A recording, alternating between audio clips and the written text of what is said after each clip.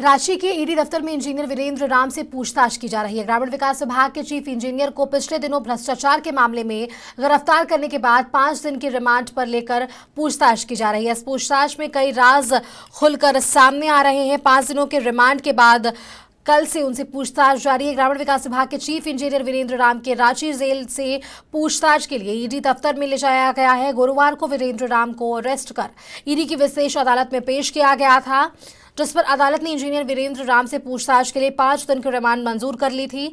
और बात करें इस कड़ी में, शुक्रवार को वीरेंद्र को पूछताछ के लिए रांची के ईडी दफ्तर में लाया गया। गुरुवार को दफ्तर में गिरफ्तार करने के बाद से वीरेंद्र राम को रांची के बिरसा मुंडा केंद्रीय कारागार में भेज दिया गया था। शुक्रवार की सुबह ईडी की एक टीम बिरसा मुंडा केंद्रीय कारागार पहुंची और वहां से वीरेंद्र राम को रिमांड पर लेकर एजेंसी के दफ्तर पहुंची। एजेंसी के दफ्तर में सबसे पहले वीरेंद्र राम का मेडिकल चेकअप किया गया। मेडिकल जांच के बाद ईडी के अधिकारियों ने वीरेंद्र राम से पूछताछ शुरू की है। और इसी खबर पर और भी जानकारी के लिए हमारे साथ रांची से संवाददाता चंदन बने हुए हैं। चंदन, वीरेंद्र राम को ईडी ने 5 दिनों के रिमांड में लिया है और खबरें सामने आ रही है कि इनसे पूछताछ के दौरान कई राजनेताओं के नाम भी अब सामने आने वाले हैं।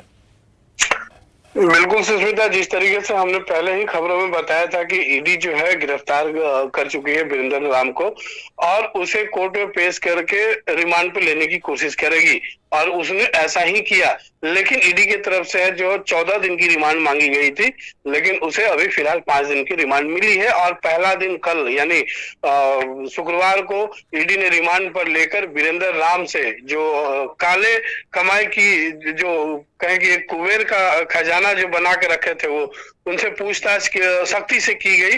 तो उसमें कई जो खुलासे हैं वो हुए हैं कि कई राजनेताओं के नाम, कई ब्यूरोक्रेसी के नाम वो सामने आ रहे हैं। तो हालांकि इस पर ईडी ने अभी नाम खुलासे करने से जो है साफ तौर पे इनकार कर दिया है। ये गोपनीयता का विषय है, जैसे जैसे कार्रवाई आगे बढ़ेगी वैसे वैसे नाम लोगों के सामने आते जाएंगे।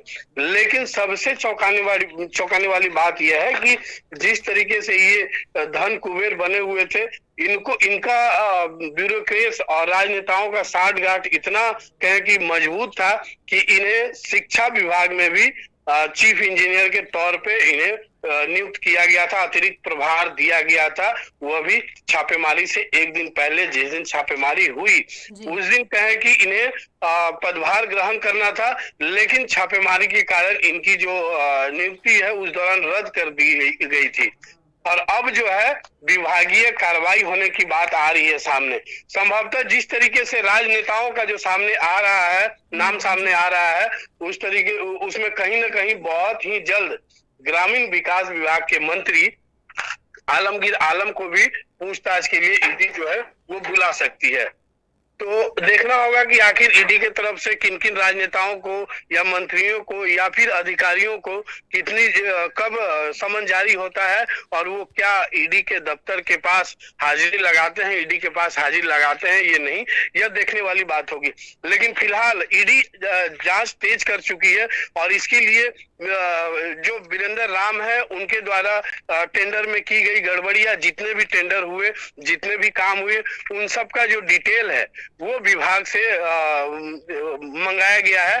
बहुत ही जल्द विभाग जो है सारा डिटेल अगर ईडी को सौंप देता है तो उससे कहीं ना कहीं जांच प्रक्रिया में एक कहें कि तेजी आने की बात जो है वो सामने आ रही है कि जिस तरीके से जांच प्रक्रिया है उसमें तेजी आएगी। बहुत ही जल्द जो काले कमाई के जो राजदार बने हुए हैं उन तक जो है ईडी का हाथ पहुंच सकता है। जी सुष्मिता।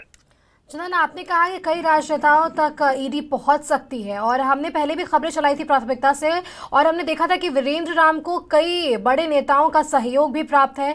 हमेशा ये खबरें चलाई जा रही थी। और वही अगर विपक्ष की बात करें तो विपक्ष लगातार यही कह रहा है कि जिस राज्य में, केंद्र शासित राज्य में बीजेपी की सरकार नहीं है, वहाँ केंद्रीय एजेंसियाँ ज़्यादा कार्य कर रही हैं, वहाँ ज़्यादा छापेमारी की जा रही है। सुष्मिता, बता दूं कि कोई भी कार्रवाई होती है तो उसमें राजनीति होती ही है, लेकिन सोचने वाली बात है कि अगर इस ईडी की कार्रवाई में अगर राजनीति हो रही है तो जो अगर केंद्र सरकार पे आरोप लगा रहे हैं यहाँ के हेमंत सरकार या फिर कांग्रेस दल के लोग, तो कितना उचित है, या फिर जो भी इसमें राजनीति हो रही है वो कितना उचित है। क्योंकि अगर ईडी गलत है, ईडी अगर छापेमारी में गलत है, तो फिर इतना जो काले कमाई है वो वीरेंद्र राम के पास कहां से आया। उनका सैलरी का डिटेल भी मंगाया जा रहा है, लेकिन जिस तरीके से अनुमान लगाया जा रहा है कि अगर सैलरी की भी अगर इसमें जोड़े तो कोई भी हालत में किसी भी सूरत में जो है 125 करोड़ का मालिक जो है कोई भी चीफ इंजीनियर नहीं बन सकता है।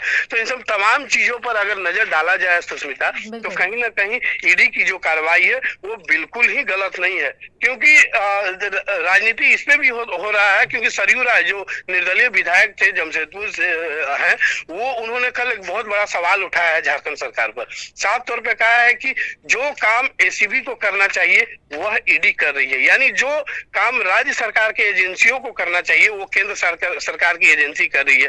क्यों? क्योंकि राज्य सरकार की जो एजेंसी है वो पूरी तरह से शिथिल पड़ी हुई है, इसीलिए मजबूरन जो है यह काम केंद्र सरकार के एजेंसी को करना पड़ रहा है।